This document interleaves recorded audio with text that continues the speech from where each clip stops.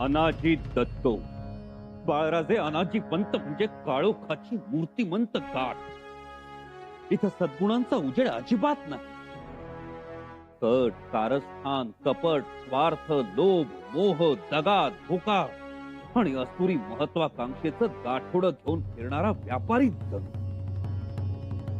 यांनी स्वराज्य वृक्षाला पोखरलं, भली भली माणसं गारद केली. यांना दया माया नाही. अहो, यांच्यावर हत्तीनं पाय दिला तर हत्तीच्या पायाला सुद्धा कधीच बरा न होणारा इसब होईल. अशांचा अंत होणं गरजेचं. अनाजीला हत्तीच्या पायाखाली द्या, अनाजीला हत्तीच्या पायाखाली द्या, अनाजीला हत्तीच्या पायाखाली द्या. शांत व्हा. आपण सर्वजण ज्या क्षणाची वाट पाहत होतो तो क्षण आता समीप आला आहे. लवकरच राजद्रोह्यांचा पूर्णतः नायनाट झालेला आपणाला बघायला मिळेल. माय बाप हो, छत्रपती शिवाजी महाराजांनी निर्माण केलेल्या स्वराज्याच्या अहिताचा विचार करून छत्रपती संभाजी महाराजांना पन्हाळगडी घातपात करून ठार करण्याचा कट रचणारे आणि त्यांच्या अन्नात विष घालून त्यांना जीवनाशी मारू पाहणारे हे अनाजी पंत यांचं काय करायचं? अनाजीला हत्तीच्या पायाखाली द्या, अनाजीला हत्तीच्या पायाखाली द्या, अनाजीला हत्तीच्या पायाखाली द्या, अनाजीला हत्तीच्या पायाखाली द्या. रायगडी शंभूराजांच्या गैरहजेरीत शहजादा महमद अकबर या मोगलास स्वराज्याचा अर्धा भाग देण्याचं भयंकर कारस्थान करणारे हे ते अनाजी पंत. शिवरायांच्या सहवासात राहून ज्यांनी स्वराज्याची खरोखरच मनोभावे सेवा केली अशा नीतिमंत मंत्र्यांना आपल्या कुटील डावात सहभागी करून घेणारे हे ते पाताळयंत्री कुटील कारस्थानी अनाजी पंत. हे अनाजी पंत म्हणजे पुतना मावशीचे पुरुषी अवतार आहेत. ज्याप्रमाणे पुतना मावशीनं आपल्या दुधात विष कालवून बाळकृष्णाला पाजलं त्याचप्रमाणे या अनाजी पंतांनी आपल्या राजाला शंभू राजांना अन्नात विष घातलं आणि त्यांना मारू पाण्याचा प्रयत्न केला. पण नावाचे शंभू ते तरी ते विष पचावलं. पण हे सगळं घडलं जनता जनार्दनाच्या आशीर्वादानं. आपले शंभूराजे वाचले, छत्रपतींचं स्वराज्य वाचलं. पण अनाजी पंत काय वाचणार नाहीत हे हमखास. राजद्रोही अनाजी पंत दत्तो प्रभुणीकर यांना समस्त रयतेच्या साक्षीनं या औंढ्या गावाच्या माळावर हत्तीच्या पायी देऊन हे कटकार असणारे गौड बंगाल कायमचं संपवण्यात येत आहे. अनाजी पंतांच्या शिक्षेची अंमलबजावणी सुरू करावी. घेऊन चला रे याला. खबरदार जर कोणी मला हात लावाल तर छत्रपती महाराजांचा सुरनेस आहे मी. हो पंत, त्यांच्यावर कशाला डाफरताय? हुकुमाचे ताबेदार आहे तिथे.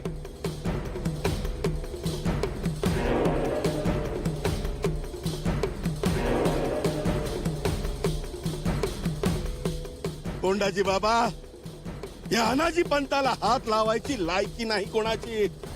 पंत, गलबत बुडालं तुमचं. बुडाला तर बुडाला, परवा नाही त्याची.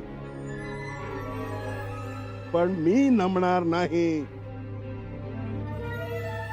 पडलं तरी नाक वरतीच म्हणा की. असाच अनाजी आहे, नमणार नाही. आणि अशी तुमची पाठही सोडणार नाही. पुन्हा जन्म घेईन, शंभूराजांना विरोध करेन, वाटेल ती बदनामी करेन. ए, लोक म्हणतात ना, जित्याची खोड मेल्याशिवाय जात नाही. तुझी तर मेल्यावर पण राहणार आहे रे. राहणार. मी महाराजांचा सुरनीस आहे. तुम्ही ज्या पद्धतीनं सत्याला नामशेष करू पाहताय ना, ते चांगलं नाही. कोंडाजी बाबा, एक लक्षात ठेवा, मी कोणाला नमणार नाही. ए नगर नमोस, चला रे घ्यायला. हत्ती तुझी वाट बघतोय. चला.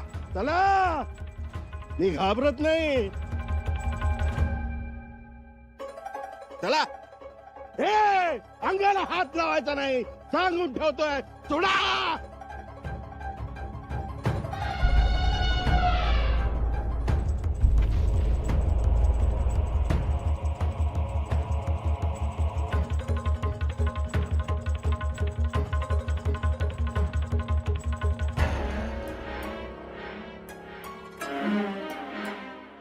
हे सोडा मला. अरे मला जगायचंय. हे अरे सोडा रे. अरे कोंडाजी बाबा, कोंडाजी बाबा, मला वाचवा, वाचवा मला. पेशवे, बाबा, अरे दया कर माझ्यावर, सोड मला. आता काय झालं म्हणायचं पंत? हा? अहो, हत्तीची शेपूट बी बघितली नाही सा तुम्ही अजून, आणि पळता बाई थोडी झाली तुमची. बाबा, मी तुमचे पाय धरतो, ऐका. शंभूराजाला सांगा मी गुन्हा कबूल केलाय म्हणून. हो, मी गुन्हेगार आहे, गुन्हेगार. शंभूराजे चांगले आहे, त्याचा चांगुलपणाच मला कधी आवडला नाही. सतत त्यांना विरोध केला. मी चुकलो, वाईट वागलो. आपल्या अन्नदात्याशी असं वागायचं नसतं हे माहीत असून सुद्धा तसं वागलो. आणि हे लोक गंगेला स्मरून सांगतोय. बघा बघा, मला माझा मृत्यू दिसतोय. आता काही क्षणात मी या माळावरची चिकल माती होईन उद्या. त्या अगोदर मला बोलू द्या. शंभूराजाला सांगू द्या, शंभूराजे मला माफी द्या. मी तुम्हाला सदैव शंकासुराच्या समोर उभं केलं. अनेक शंका घेतल्या तुमच्यावर. तुमच्या चारित्र्याला मी बदनाम केलं. असंख्य बाणांनी मी तुम्हाला घायाळ करण्याचा प्रयत्न केला. असंख्य प्रश्नांचे भाले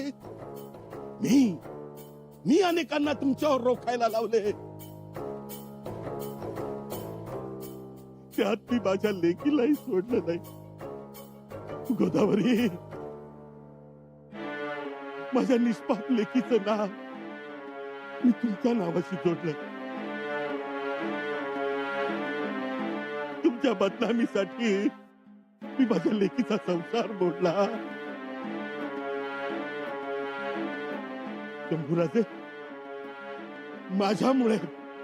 माझ्यामुळे तुम्हाला आयुष्यभर अग्निदिव्याला सामोरं जावं लागलं. मी मर्यादा सोडली. मी माझी महत्वाकांक्षा गोंजारत राहिलो. मला एक ठाऊक होत, अग्नीची ठिणगी एक क्षण जळते. त्या ठिणगीने दिवाही पेटवता येतो आणि वणवाही.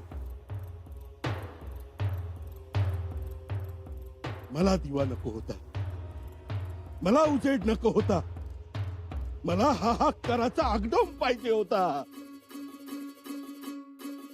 काय केलं नाही मी? जे करता येईल ते सगळं केलं. पण खरं तर शंभूराजे, तुमच्या शेल्याचा वारा सुद्धा अंगावर घ्यायची माझी लायकी नाही. पण मी मात्र तुमच्या गळ्याला नथ लावत होतो. शंभूराजे तुम्ही फितूर, तापट, संतापी, व्याभिचारी, ही जी काही दूषणं लावली ती मी लावली. पण प्रत्यक्षात शंभूराजे तुम्ही थोर, महापराक्रमी, सवाई शिवराय. मी तुमच्या तेजाला काळोखाच्या दोरीनं बांधू पाहत होतो, पण शक्य नाही झालं ते. इथे शिवरायांची पुण्याही थोर झाली. अनाजीचा कावा थिटा पडला. पंत,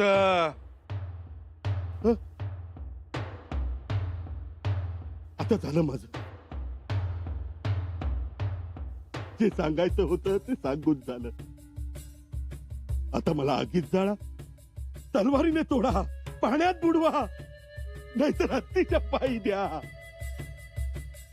मी मरायला तयार आहे. तोंडाजी बाबा,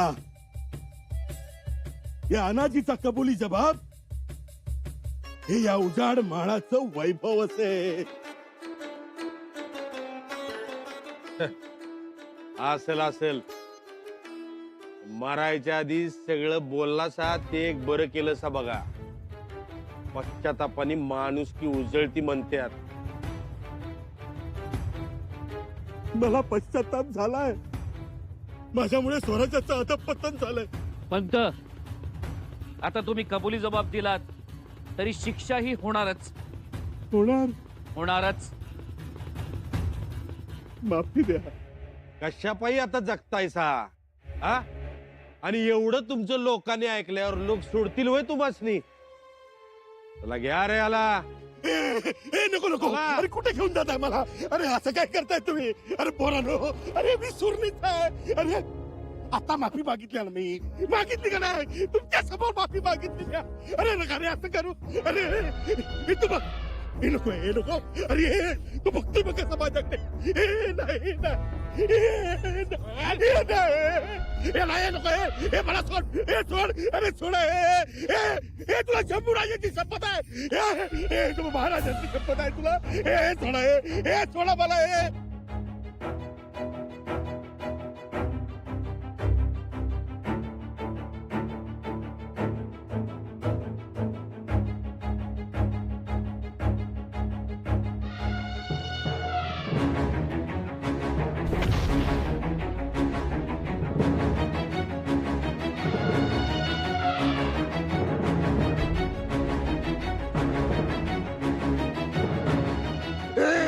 नाही पुढे येऊ नका. शंभूराजे मी चुकलो. मला माफ करा शंभूराजे. नको नको नको नको.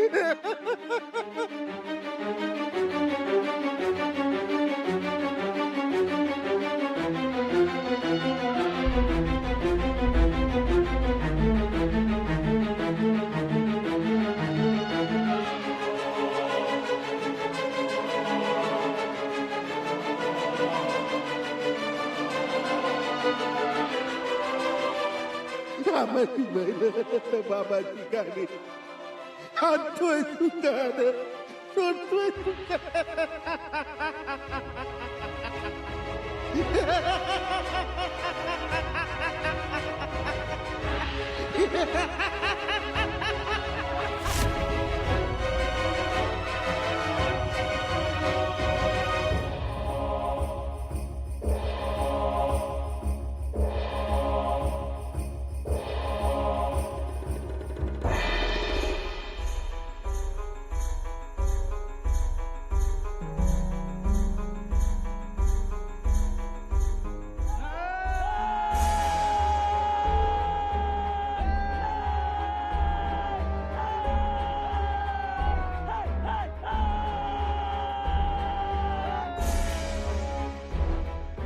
द्वेषानं जर दर्याचं रूप घेतलं असतं तर तो आज अनाजी पंतांसारखा दिसला असता.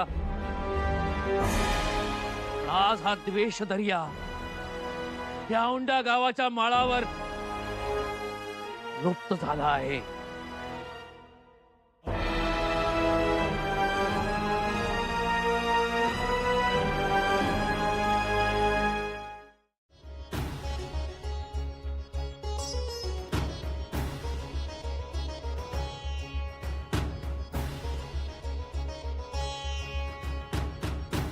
सुनबाई, मातोश्री,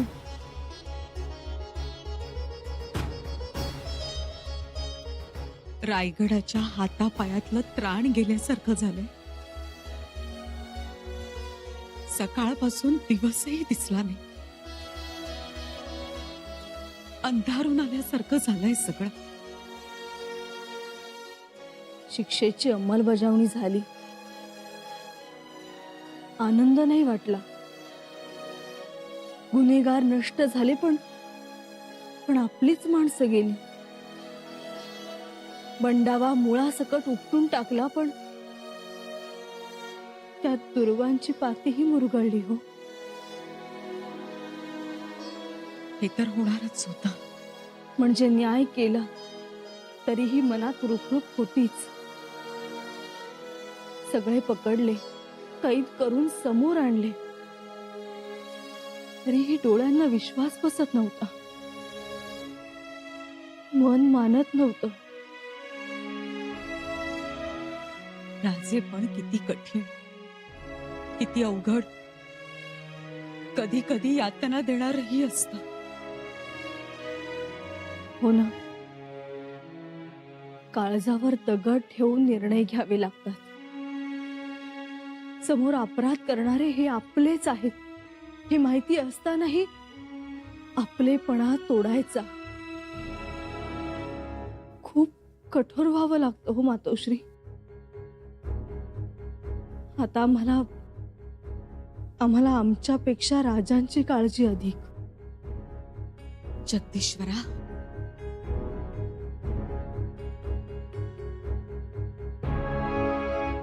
काय अवस्था झाली असेल हो त्यांची. गुंचत होते. त्यांना स्वतःचाच राग आला. हे असं काही घडतंय, अशी कटकारस्थानं शिजतायत, हे कळलंच नाही त्यांना. कारभाऱ्यांना सुधारण्याची संधी दिली होती त्यांनी, पण कारभाऱ्यांना ती कळलीच नाही. ह्या सगळ्या प्रसंगाला कारणीभूत मंत्री सरदारच आहेत. बाळाजी पंतांच्या घरी काय परिस्थिती असेल हो? त्यांची पत्नी, त्यांची आई, गुलबाई, त्यांची अवस्था तर बघण्यासारखीही नसेल. पण त्या बोलणाऱ्यातल्या नाही, गप्प बसतील.